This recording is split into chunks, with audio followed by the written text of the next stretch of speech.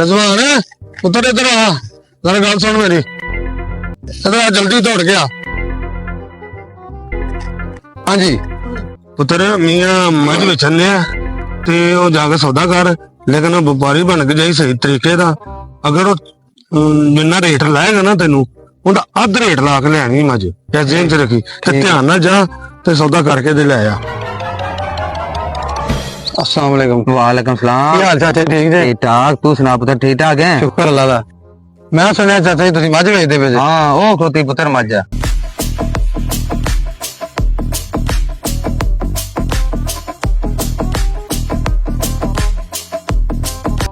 मझ चाचा जी हाँ जी हाँ जी। किन्ने दी है? है पुत्री 4 लाख रुपए दी मझ जी। 4 लाख दी। अब्बे ने कहा सी जिन्ना रेट लाए उन्ना अद्ध लाना है। चाचा मैं तो 2 लाख दांगा। 2 लाख यार, 2 लाख दी है पुत्र मझ? नहीं मैं तो 2 लाख दांगा। 2 लाख दें दे, चलो जेरे आंदे पैने वो ते फड़िए। चल ठीक है, तू 2 लाख दी ले ले। अच्छा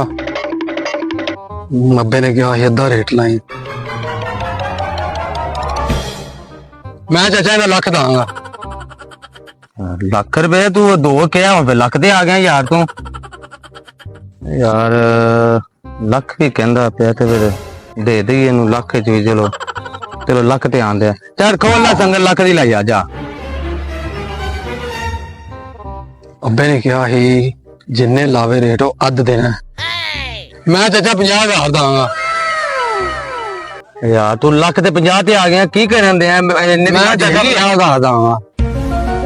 यार पैसे मैं देने भी नहीं अगे किरे ते 50 आंदे। चल ले ले यार, तू 50 दे ले ले, खोल संग ला जा।